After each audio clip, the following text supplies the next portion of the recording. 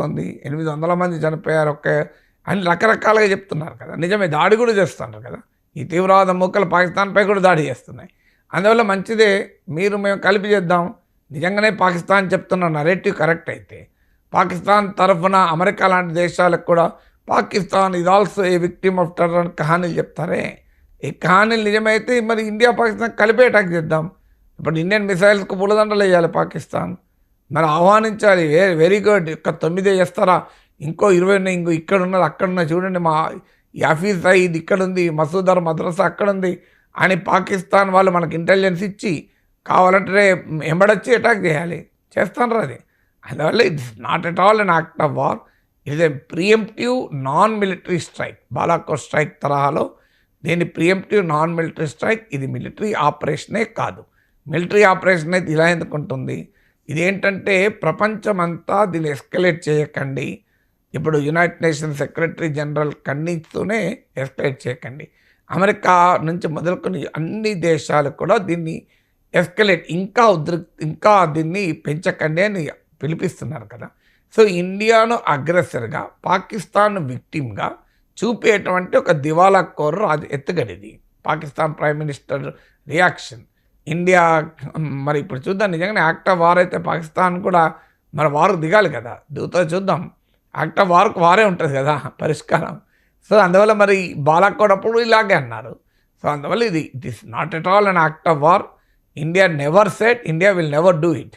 భారతదేశం ఇంత ఫైల్గా దాడి జరిగిన తర్వాత పాకిస్తాన్ నాయకులు నోటికొచ్చిన మాట్లాడారు తప్ప ఇండియన్ లీడర్షిప్ ఎవరైనా ఒక్కరైనా, ప్రైమ్ మినిస్టర్ హోమ్ మినిస్టర్ పక్క పెట్టండి, జూనియర్ మంత్రి అయినా ఎవరైనా మేము పాకిస్తాన్ పైన అణ్వాయుధాలు వేస్తామని అన్నారా? ఎక్కడ నెవర్. ఒక్క ఆఫీషియల్ స్టేట్మెంట్లని అన్నారా? కానీ పాకిస్తాన్లో డిఫెన్స్ మినిస్టర్ నుంచి మొదలుకొని రష్యాలో రాయబారి వరకు ఎవడు పడితే వాడు మేము అణుబాంబులు వేస్తాం, అణ్వాయుధాలు వేస్తాం అని మాట్లాడారు కదా. ఎవరు ఇర్రెస్పాన్సిబుల్ అర్థమవుతుంది కదా ప్రపంచానికి. అందువల్ల దీన్ని ఇండియా పైన చేసే ప్రాపగండా వార్లో భాగం ఇది యాక్ట్ ఆఫ్ వార్ అని మాట్లాడారు. పహల్గాం దాడికి ప్రతీకారంగా భారత్ పాక్లోని ఉగ్రవాద స్థావరాలపై చేస్తున్న ఈ దాడికి, ఈ ఆపరేషన్కి ఆపరేషన్ సింధూర్గా నామకరణం చేశారు సార్.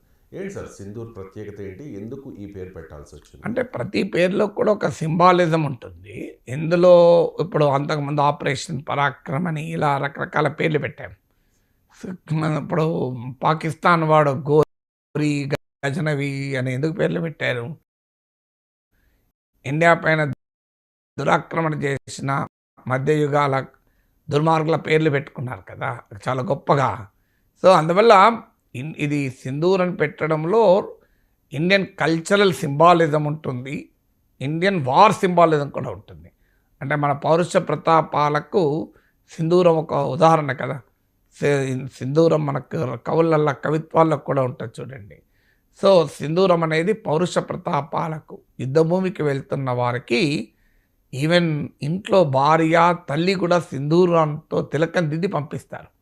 సో భారతీయ వీర నారీమణులు, వీరమాతలు తమ బిడ్డలకు, తమ భర్తలకు కూడా పిరికితనాన్ని నూరిపోయలేదు, వీరత్వాన్ని అందిస్తూ సింధూర తిలకం దిద్ది కర్తవ్యోన్ముఖులను చేస్తారు. అందువల్ల ఇదొక వార్ ఫెరోసిటీ, అంటే వార్ అని అనలేం కానీ మన ఫెరోసిటీ అంటే మన సైనికుల వీర ప్రతాపాలను సింబలైజ్ చేస్తుంది సింధూర్ అనేది. రెండవది ఏంటంటే ఇది కల్చరల్ సింబల్. మీకు ఇక్కడ జరిగిన దాడిలో మీరు పురుషుల్ని అటాక్ చేశారు, ప్రత్యేకంగా ఒక కపుల్ను కూడా అటాక్ చేశారు, హనీమూన్ కపుల్ను.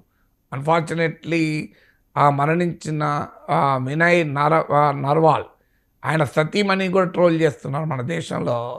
అదొక దుర్మార్గం అనుకోండి. ఆమె విద్వేషాన్ని పెంచకండి అని పిలిపించింది, అంతే.